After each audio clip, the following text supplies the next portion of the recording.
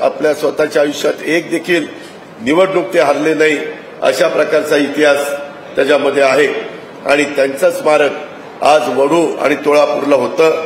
त्याचं खूप खूप समाधान मला तर आहेच आहे, परंतु तमाम माझ्या सर्व सहकाऱ्यांना, महाराष्ट्रातल्या जनतेला आज हे महाराजांचं स्मारक होतं ते नेहमीच प्रेरणादायी राहील.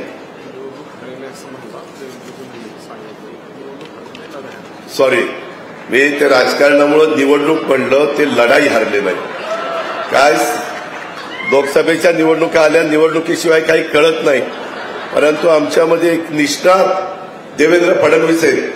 असं काही झालं की लगेच तिथल्या तिथं लक्षात आणून देतात. धन्यवाद देवेंद्रजी, असंच नेहमी अशा गोष्टी लक्षात आणून द्या. आणि मित्रांनो, ते एकही लढाई हरले नाही. येतानाच माझं मुख्यमंत्री उपमुख्यमंत्र्यांचं त्याबद्दल बोलणं चाललेलं होतं, परंतु चुकून शब्द गेला, त्याबद्दल दिलगिरी व्यक्त करतो.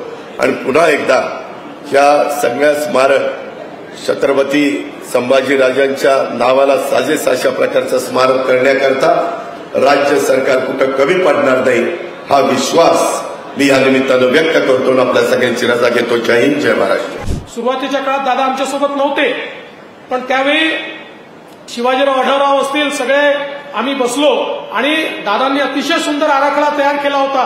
तो अधिक चांगला कसा करता येईल, तो अधिक व्यापक कसा करता येईल या संदर्भातला निर्णय आम्ही घेतला. बजेटमध्ये त्याची तरतूद केली. मुख्यमंत्र्यांच्या नेतृत्वात 2-3 बैठका झाल्या, बजेटमध्ये तरतूद केली आणि शेवटी महाराजांचं स्मारक करायचं होतं. त्यामुळे अजितदादा तिकडे राहू शकत नव्हते, त्यामुळे अजितदादा देखील आमच्या सोबत आले. दादा, मी सगळ्यांना उचितच सल्ला देतो. जे ऐकतात त्यांचं कल्याण होतं, जे ऐकत नाही त्यांचं वेगळ्या प्रकारे कल्याण होतं. आणि दादा आल्यानंतर दादांनी पुन्हा एकदा हे सगळं काम पूर्ण ताकदीने हातामध्ये घेतलं आणि मला आनंद आहे की आज त्याचे सगळे टेंडर झालं, कामाचे वर्क ऑर्डर झाले. आता नेमकी कामाला या ठिकाणी सुरुवात होते आहे. ही खरोखर मला असं वाटतं आनंदाची आणि अभिमानाची गोष्ट आहे.